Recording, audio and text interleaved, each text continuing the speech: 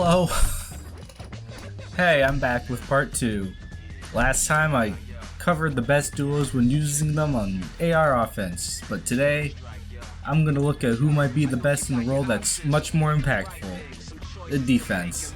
The mere existence of a duo enables the duo hindrance which stops duos on offense from using their funny skills. And that can be a big difference between getting the W or not. It might even be worth using worse duos just to get this funny little building up and running nowadays. Here's a tier list of who I think is the best and how you could use each one for ARD. This tier list is unordered and is also just an opinion, so let me know if you agree, disagree, or have personal experience with any of these characters.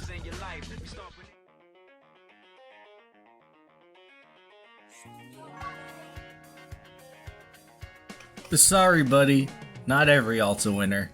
His mediocre perf combined with the fact his best niche, that was already on its way out on offense, is unusable here, makes him a really hard sell.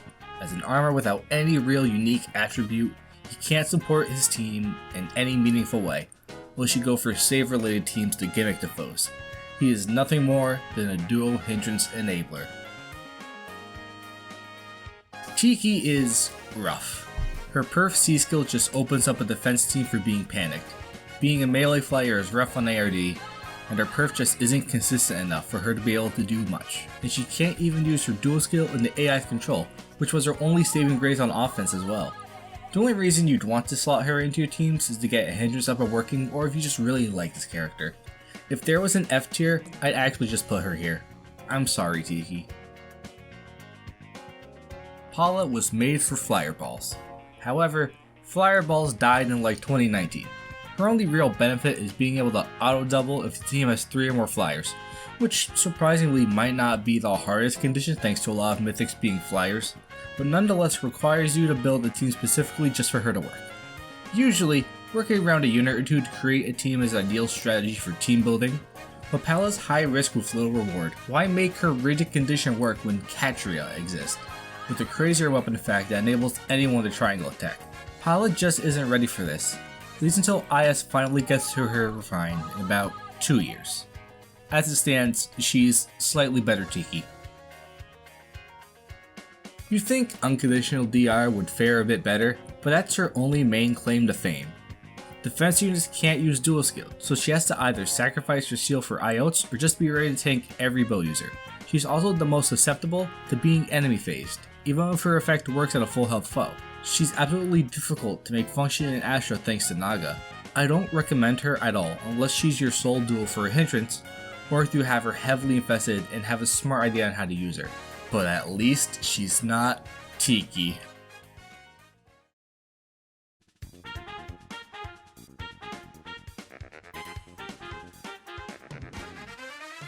Her perf supportive capabilities aren't really going to work well on defense, and Nudge requires some legwork to really make work, and is honestly worse than Return to Rescue.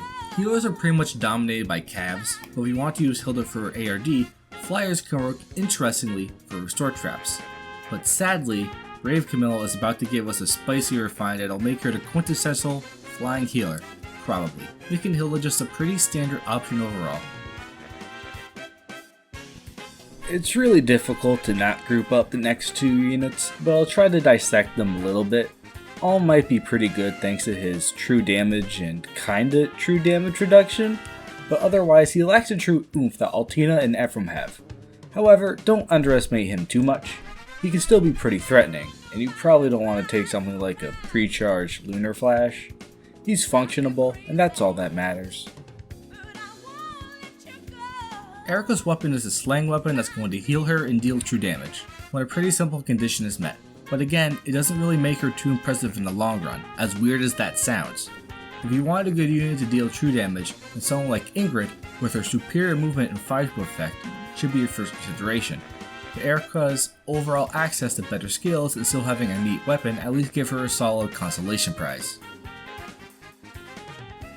While her effectiveness is great, and her weapon has an impact effect, which requires a bonus, but that bonus can include something simple like an orders buff, flyers have it rough. While I gave the plus to Linja and Byleth for being good range flyers, Micaiah lacks in certain aspects, the biggest one being unable to effectively use wind sweep. Her low speed and lack of ability to reliably pre-charge puts her in a vulnerable spot when counterattacked, and she simply lacks the amount of threats she can fight when compared to Lyn and Byleth. I think she's capable if you really find a good spot on your team to fit her. You're better off with the other flying range duos, or also her grounded versions.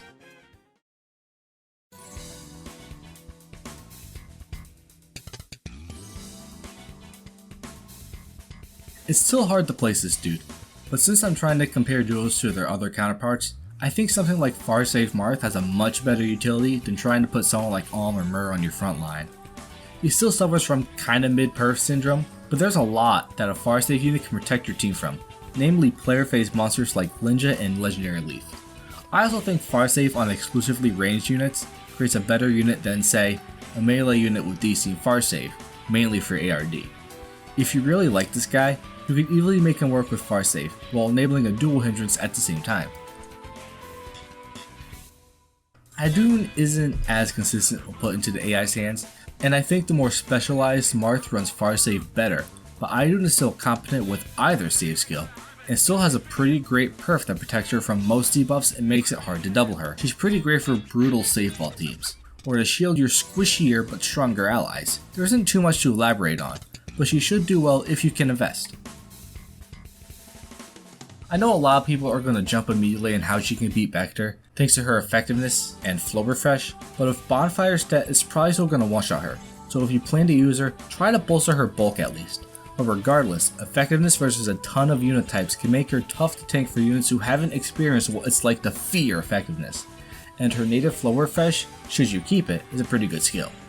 Also, the Canto in her weapon gets her in and able to back out, which might make it easier for a Dancer to follow up if she moves back to her teammates. She's not as slappable as you think, but I think a B tier is a very solid placement for her.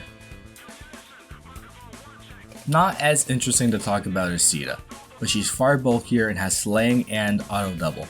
I actually think Veronica is a little bit better than Sita because of said raw bulk and that weapon, but the solo condition can be difficult to hold, so be careful about that.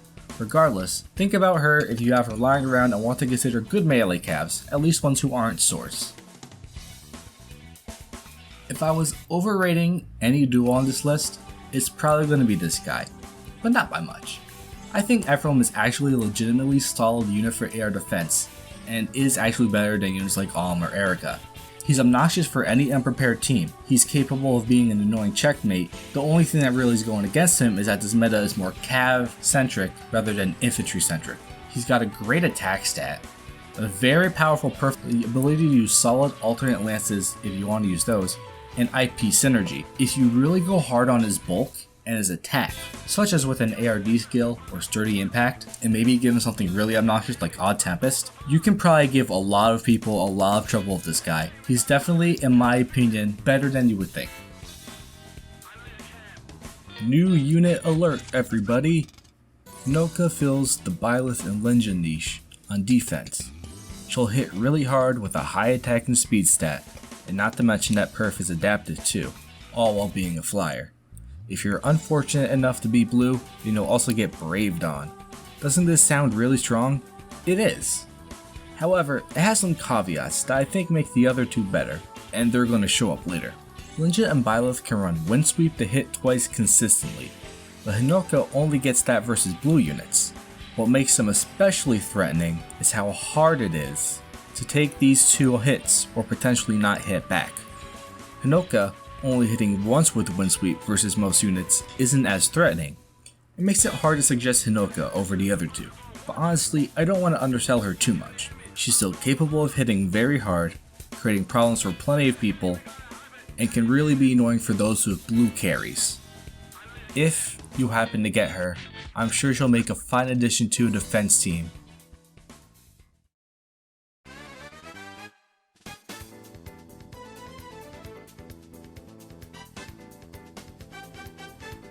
So, Katria kinda teeters between A and B tier for me. Ultimately though, I brought her up. There's just something to be said for a weapon that not only lets any unit become a brave unit, but just gives unconditional orders to any unit within 2 spaces. That latter part being what finally solidified my decision to put her in A tier. The weakness of her playstyle is max baiting range units, or hitting and running to stop braves. Well, if you let her encroach on your team, or if you aren't fully paying attention, it is not pretty. And after fighting against her a bit more myself, I've realized that she's definitely actually a solid defense unit, albeit a bit gimmicky. Ranged Cav meta. There aren't many dagger Cavs to choose from, and while I think Merlinus is underrated and actually good, he's not much of an attacker like Mia is. Thanks to that weapon of hers, she can absolutely absorb insane numbers of damage and create a ton of pressure just off the fact that she's able to survive. It's even better if you're able to get her into womb range for her allies to follow up. You could also just trade her weapon in for an inheritable, such as Dancer Eflin's NFU and Windsweep Mayhem, in which case she's pretty comparable to the other premium dagger Cavs. But hey, dagger Cavs are really good and unexplored due to their infrequency. A ranged Cav in a rare class and a ranged Cav meta that just so happens to be a good unit and can also activate a hindrance should not be undersold. Altina is another really good IP choice of potential frontliner. She can be really annoying with the proper investment, such as skills like ARD, and the cheap but really effective Vantage B slot. She's capable of checkmating a lot of teams, just from the fact that they might not be able to tank her or attack into her without one-shotting, so even if they survive, you have to deal with Vantage. Granted, like I said of Ephraim, being a melee frontliner in the current meta isn't as powerful as being a Cavalier, but I think there's some really good reasons to throw Altina on your team. Namely, her naturally insane power, great bulk, and great weapon. She can make it really tough to open a team. Even if flyers aren't really meta in AR at the moment, Linja gets to stand out. Her dagger being brave and slaying means she can hit super hard. She's absurdly fast, meaning she can run windsweep super well. And the benefits, flyers in general, is their native mobility. Put all these together and Lin is still powerful in ARD. Almost everyone should have one copy of her thanks to Hero Rises, so everyone has a free solid dual hindrance setting unit they should really consider if they don't have one. Coincidentally, Byleth manages to stick it to the meta to be a functionable ranged flyer for ARD as well. Her strength in being a flyer mirror Lin's, but windsweep with her NFU tome means she hits the magic side of things and generally a bit harder since her weapon's might isn't lowered by a brave effect. Selena and Ishtar are comparable options to her, and both have their benefits over Byleth, namely Selena's Cav range and Ishtar's infantry skill access. But do not ignore Byleth. If you can't handle an NFU sweeper, she's going to give you more than a hard time. Alphonse makes a fantastic IP team bulky frontline, and he benefits greatly from being pulsed to activate his shenanigans. He's also just really strong in general, so you could really use him like any other powerful mage, if you want him to swoop in from behind. I also talked about him before as a unit who can take Linja with the right set. If you're looking to add a good IP synergistic unit, or just want a cool bulky mage, or you want both of those things, try and fit him onto your team.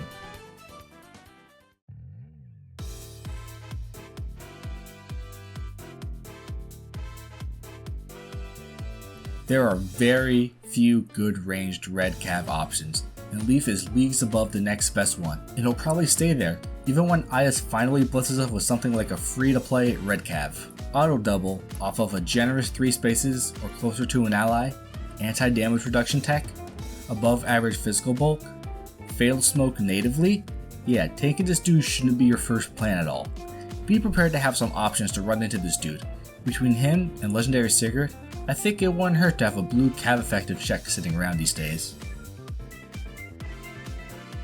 The first of the 3 dancers that are also duos, Dorothea lacks a gimmick like Peony and Sigurd, besides having an all-chill weapon, but being able to activate dual hindrance and be a dancer is still super insanely good.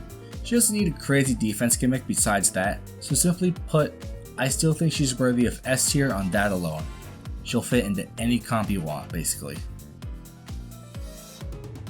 As if being a dancer who can activate a dual hindrance wasn't enough, Duo Peony specifically has secret potential thanks to Guidance Stance, so a player with a big enough brain can find a nasty way to trick the foes into thinking they're safe. OG Peony is locked to offense basically, but being able to bring her unique niche to defense with movement options like ground orders are so powerful, it really brings her up to the top of dancers in general. Duo or not, Peony is insanely good. Sigurd has single-handedly changed the meta. The only 3 movement ranged dancer means he is objectively the best unit to use for turn 1 7th unit traps. Turn 1 traps are the best teams on defense right now, due to their pressure and ability to circumvent big tanks by hitting backline units. Thanks to his range, after dancing a 7th unit, he's an extra space forward and covers so much in the map that another unit can come down, rally Sigurd, and get danced. To say he's helped define the meta is genuinely underselling him. If you want to make the best turn 1 traps you can in the game, then looking out for him in the future is not a bad option at all.